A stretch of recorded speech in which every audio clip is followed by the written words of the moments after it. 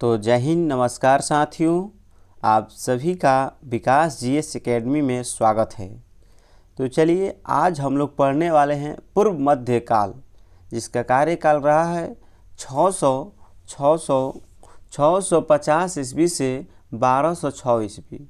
और किस पढ़ेंगे पूर्व मध्यकाल तो पढ़ेंगे, लेकिन ये पूर्व मध्यकाल के बारे में दक्षिण भारत के बारे में पढ़ेंगे। किस भारत के बारे में?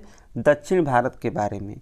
इससे पहले जो वीडियो बनाए थे हम, वो पूर्व मध्यकाल का ही था, लेकिन वह जो बनाए थे वीडियो वह उत्तर भारत के बारे में जानकारी देता था। ठीक ना। आज हम लोग पढ़ने वाले हैं दक्षिण भारत के बारे में। तो उत्तर भारत दक्षिण भारत से एक प्रश्न बनता है, याद रखिएगा।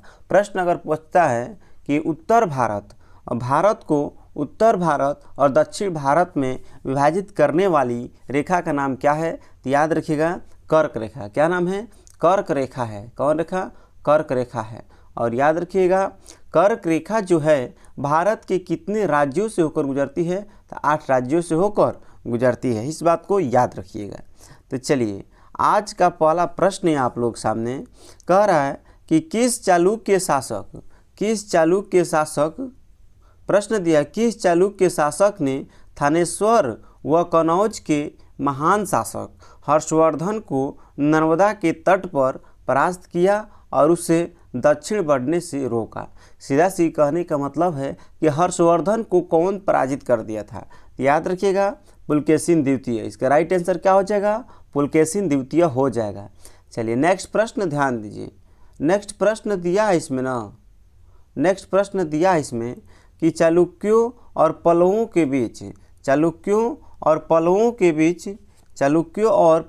के बीच लंबे समय तक चलने वाले संघर्ष का आरंभ किसने किया था? तो याद रखिएगा इसका राइट आंसर हो जाएगा नरसिंह वर्मन फर्स्ट। क्या हो जाएगा? इसका राइट आंसर होगा पुलकेशिन द्वितीय। क्या होगा? पुलकेशिन द्वितीय हो जाएगा। इस बात को आप लोग याद रखिएगा, ठीक ना। हाँ, बिल्कुल राइट आंसर है पुलकेशिन द्वितीय हो जाएगा। चलिए नेक्स्ट प्रश्न ध्यान दीजिए। नेक्स्ट प्रश्न दिया है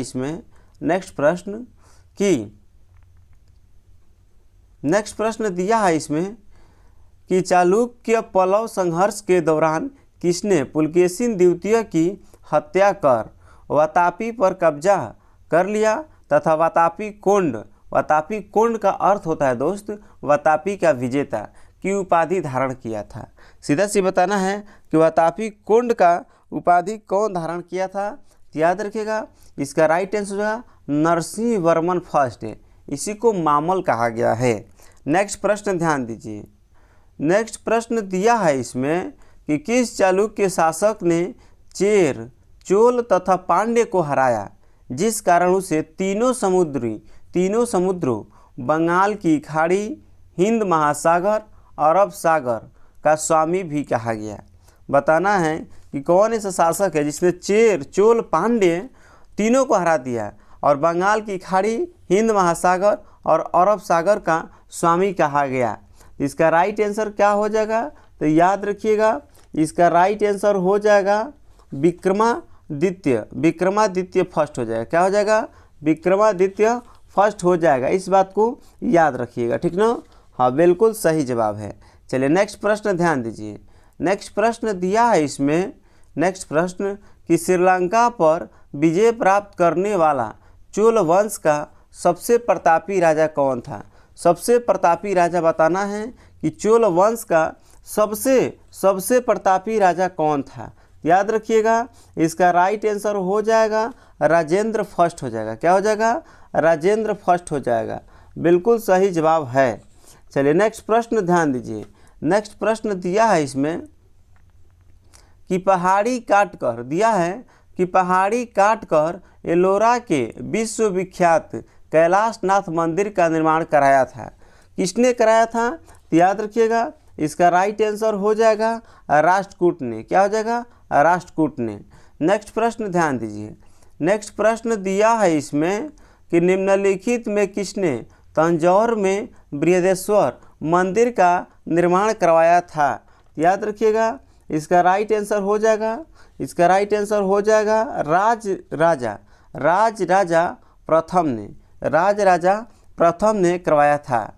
नेक्स्ट प्रश्न ध्यान दीजिए, नेक्स्ट प्रश्न दिया है इसमें चालुक्य वंश का सर्वाधिक प्रसिद्ध शासक था।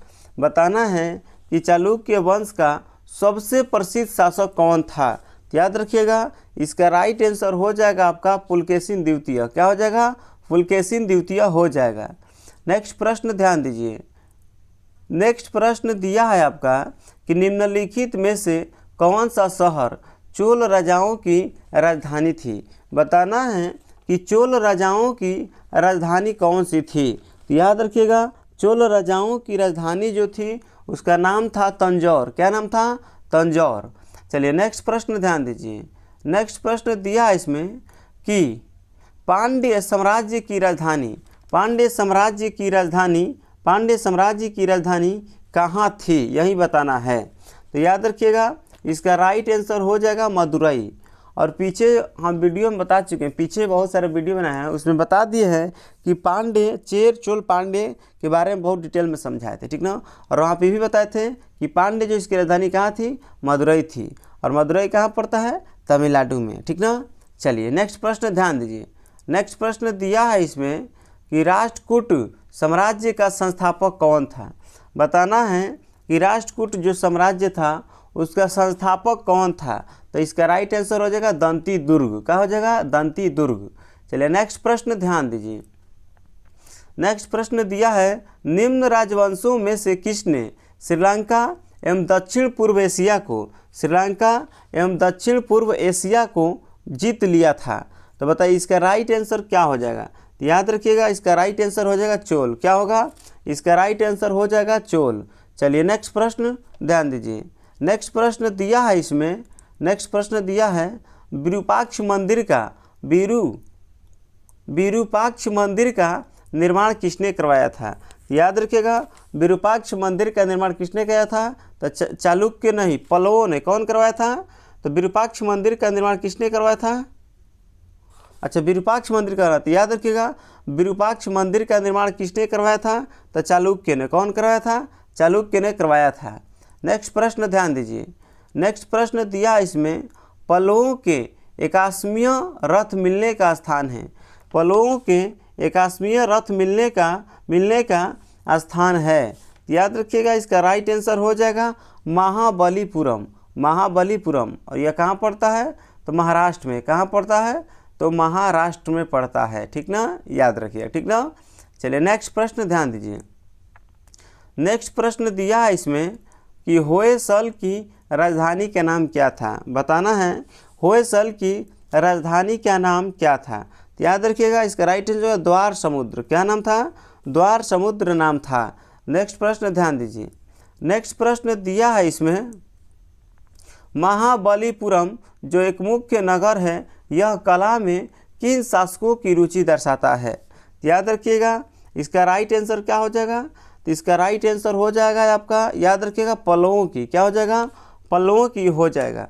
नेक्स्ट प्रश्न ध्यान दीजिए, नेक्स्ट प्रश्न दिया है इसमें, नेक्स्ट प्रश्न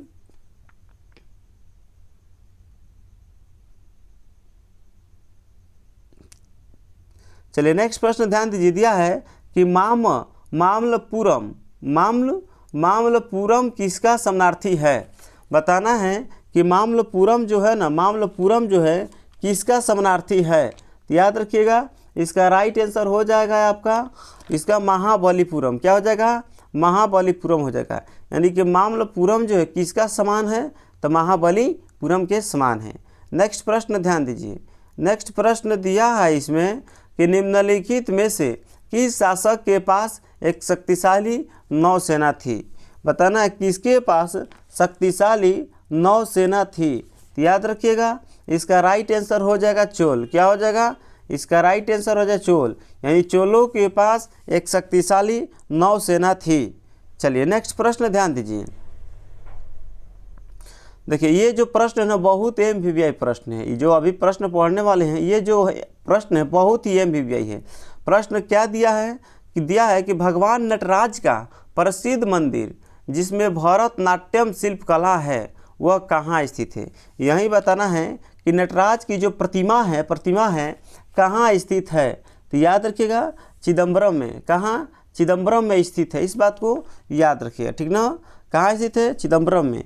और याद रखिएगा भगवान जो नटराज का मंदिर है, प्रसिद्ध जो मूर्ति है, वह किस नृत्य को दर्शाता है? तो भरतनाट्यम। किसको? भरतनाट्यम को। नेक्स्ट प्रश्न ध्यान दीजिए। हाँ, नेक्स्ट प्रश्न दिया है राष्ट्रकूटों को किसके द्वारा उखाड़ फेंका गया था? बताना है कि राष्ट्रकूट जो था ना, उसको किसके द्वारा उखाड़ के फेंक दिया गया था, मतलब उसको पूरी तरह पराजित कर दिया गया था? तैलप द्वितीय के द्वारा। किसके द्वारा? तैलप द्वितीय के द्वारा।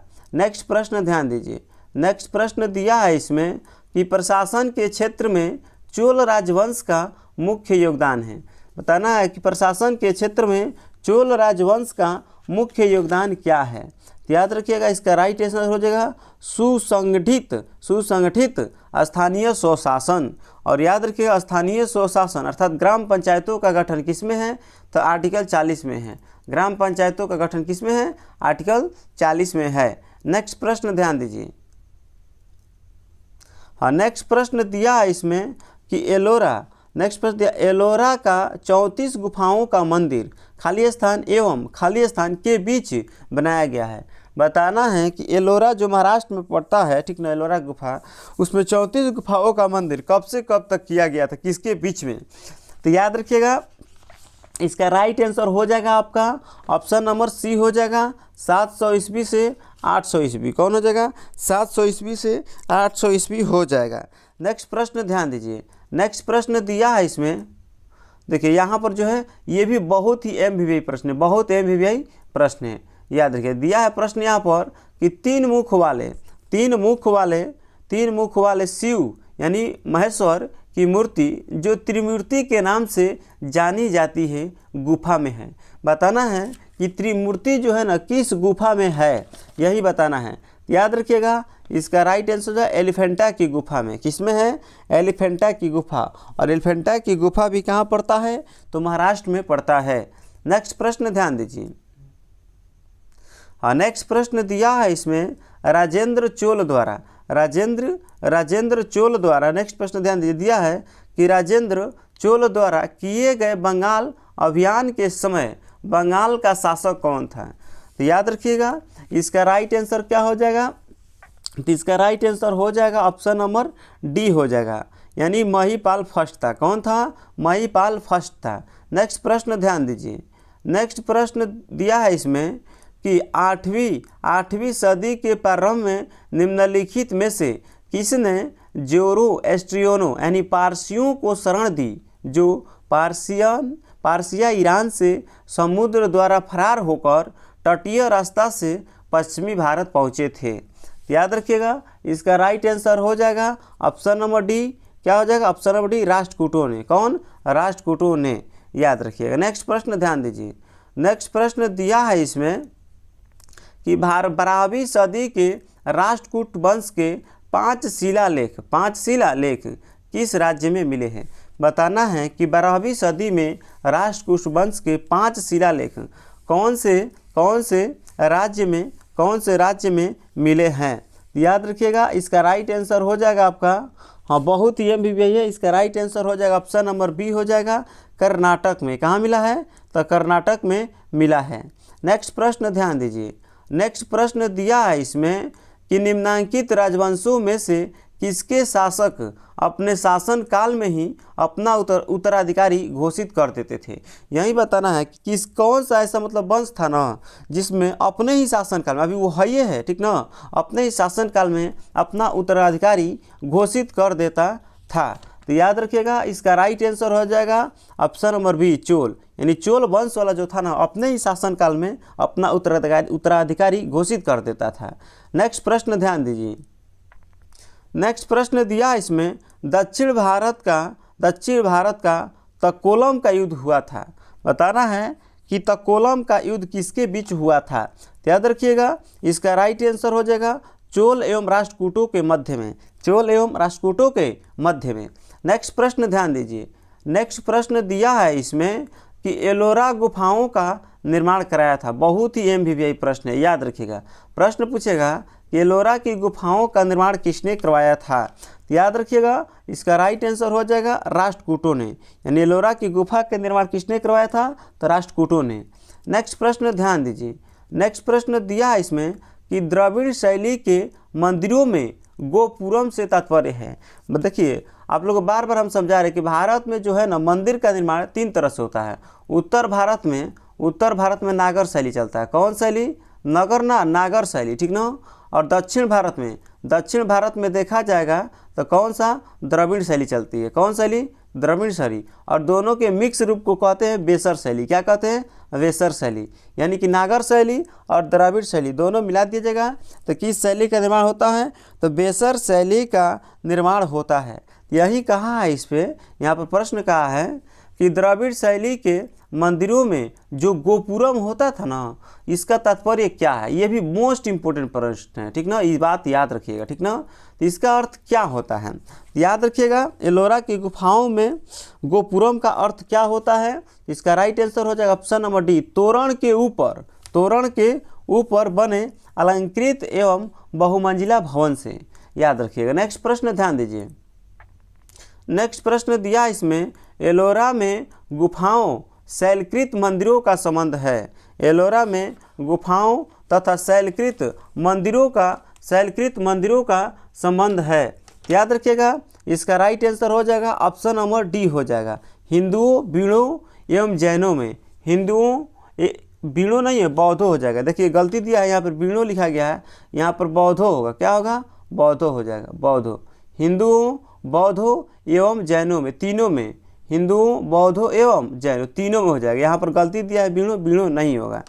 चलिए नेक्स्ट प्रश्न ध्यान दीजिए, नेक्स्ट प्रश्न दिया है इसमें आपका कि निम्नलिखित में से खोल प्रशासन की विशेषता क्या थी? देखिए क्या थी लिखना है तो क्या चीज हो गया, मिस्टेक हो गया थोड़ा टाइपिंग, तो याद रखिएगा। खोल प्रशासन की विशेषता क्या थी? खोल प्रशासन की विशेषता बताना है। खोल लिख दिया है ना, देखिए यहाँ पर क्या लिखा है? खोल, ये भी गलत है, यहाँ पर चोल होगा, ठीक ना। क्या होगा? चोल हो जाएगा, ठीक ना। निम्नलिखित में से चोल प्रशासन की विशेषता क्या थी? याद रखिएगा, इसका राइट आंसर हो जाएगा ग्राम प्रशासन की स्वायत्तता। ग्राम प्रशासन की स्वायत्तता हो जाएगा। नेक्स्ट प्रश्न ध्यान दीजिए, नेक्स्ट प्रश्न दिया है इसमें कि चोलों का राज्य किस क्षेत्र में फैला हुआ था? चोलों का राज्य जो था ना, किस क्षेत्र में फैला हुआ था? याद रखिएगा, इसका राइट आंसर हो जाएगा ऑप्शन नंबर डी, कोरोमंडल तट दक्कन के कुछ भाग में। कोरोमंडल तट तथा दक्कन के कुछ भाग में। चलिए नेक्स्ट प्रश्न ध्यान दीजिए, नेक्स्ट प्रश्न दिया है इसमें कि चोल शासकों के समय में बनी हुई प्रतिमाओं में सबसे अधिक विख्यात हुई थी। तो बताइए सबसे अधिक प्रतिमा कौन सी विख्यात हुई थी? याद रखिएगा, इसका राइट आंसर हो जाएगा ऑप्शन नंबर डी हो जाएगा, नटराज शिव की कांस्य प्रतिमा है। और नटराज वाला जो मूर्ति है किस नृत्य को दिखाता है? याद रखिएगा भरतनाट्यम। किस नृत्य को सूचित करता है? तो भरतनाट्यम को। किसको? भरतनाट्यम को सूचित करता है। इस बात को याद रखिए, ठीक ना। और यह मूर्ति कहाँ है? चिदम्बरम में। कहाँ है? चिदम्बरम में है। नेक्स्ट प्रश्न ध्यान दीजिए, नेक्स्ट प्रश्न दिया इसमें चोल युग प्रसिद्ध है, किसके लिए प्रसिद्ध है? बताना है कि चोल युग जो है ना, चोल युग किसके लिए प्रसिद्ध है? याद रखिएगा, चोल युग जो है राष्ट्रकूटों के युद्ध के लिए प्रसिद्ध है। राष्ट्रकूटों के युद्ध के लिए नहीं। याद रखिएगा, इसका राइट आंसर हो जाएगा ग्रामीण सभाओं। किसके लिए? ग्रामीण सभाओं के लिए प्रसिद्ध था। नेक्स्ट प्रश्न ध्यान दीजिए, हाँ नेक्स्ट प्रश्न दिया इसमें वेनिस यात्री मार्को पोलो। देखिए इटली में एक जगह है जिसका नाम है वेनिस, यानी मार्को पोलो कहाँ से आया था? इटली के वेनिस से आया था। तो वहीं पूछ रहा प्रश्न, वेनिस यात्री मार्को पोलो 1288 से 1293 के पांड्य राज्य के भ्रमण के समय वहाँ का शासक कौन था? बताना है कि वहाँ के शासक कौन था पांड्य राज्य के। याद रखिएगा, इसका राइट आंसर हो जाएगा आपका कौन हो जाएगा? तो ऑप्शन नंबर ए हो जाएगा माईवर्मन कुलशेखर। क्या हो जाएगा? माईवर्मन कुलशेखर था। चलिए नेक्स्ट प्रश्न ध्यान दीजिए, नेक्स्ट प्रश्न दिया है इसमें नेक्स्ट प्रश्न दिया इसमें कि किस राष्ट्रकूट शासक ने रामेश्वर में विजय स्तंभ एवं देवालय की स्थापना कराया था? याद रखिएगा, इसका राइट आंसर क्या हो जाएगा? कैलाश मंदिर का निर्माण किसने करवाया था? याद रखिएगा, एलोरा के कैलाश मंदिर का निर्माण किसने करवाया था? याद रखिएगा, इसका राइट आंसर हो जाएगा कृष्ण फर्स्ट। क्या हो जाएगा? कृष्ण फर्स्ट ने करवाया था। इस बात को याद रखिएगा। क्या कौन करवाया था? कृष्ण फर्स्ट ने। और इसके पहले वाला प्रश्न क्या था? किस राष्ट्रकूट शासक ने रामेश्वरम में विजय स्तंभ एवं देवालय की स्थापना करवाया था? विजय स्तंभ एवं देवालय की स्थापना कराया था। याद रखिएगा, इसका राइट आंसर हो जाएगा आपका ऑप्शन नंबर कौन है? तो ऑप्शन नंबर सी सही है। ये याद रखिएगा, ये भी बहुत एमबीबीए प्रश्न है। ध्यान दीजिए, यहाँ पर दिया किस राष्ट्रकूट शासक ने रामेश्वरम में विजय स्तंभ एवं देवालय की स्थापना करवाया था? कृष्ण तृतीय। कौन करवाया था? कृष्ण तृतीय। चलिए नेक्स्ट प्रश्न ध्यान दीजिए। नेक्स्ट प्रश्न दिया है इसमें कि राष्ट्रकूटकालीन स्थापत्य कला के नमूने मिलते हैं। बताना है कि राष्ट्रकूटकालीन स्थापत्य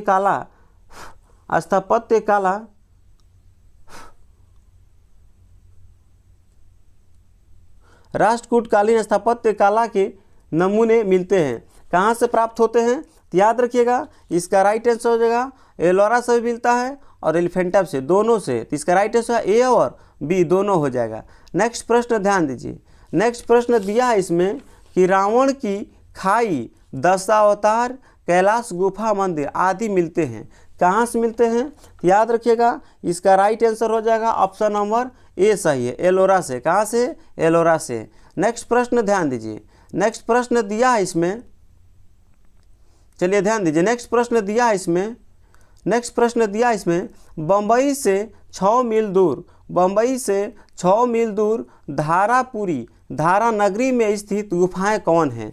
याद रखिएगा, इसका राइट आंसर हो जाएगा आपका एलिफेंटा की गुफाएं। क्या हो जाएगा? एलिफेंटा की गुफाएं। नेक्स्ट प्रश्न ध्यान दीजिए। नेक्स्ट प्रश्न दिया है इसमें आपका कि होयसल स्मारक पाए जाते हैं। बताना है कि होयसल स्मारक कहाँ पाए जाते हैं। याद रखिएगा, इसका राइट आंसर हो जाएगा आपका हॉलीवेड और वेलूर में पाया जाता है। नेक्स्ट प्रश्न ध्यान दीजिए। नेक्स्ट प्रश्न दिया है इसमें कि महासभा की कार्यकारिणी समिति को कहा जाता है। महासभा के जो कार्यकारिणी समिति है उसको क्या कहा जाता है? चलिए ठीक है, तो याद रखिएगा, इसका राइट आंसर हो जाएगा महासभा के कार्यकारिणी समिति को क्या कहा जाता है? इसका राइट आंसर याद रखिएगा ऑप्शन नंबर ए हो जाएगा वरियम। क्या कहा जाता है? वरियम कहा जाता है। बहुत ही एमबीबीआई प्रश्न है, याद रखिएगा इसको, बहुत एमबीबीआई प्रश्न है, याद रखिएगा। फिर से एक बार पढ़ दे रहे हैं, महासभा की कार्यकारिणी समिति को कहा जाता है तो वरियम कहा जाता है। क्या कहता है? वरियम। नेक्स्ट प्रश्न ध्यान दीजिए।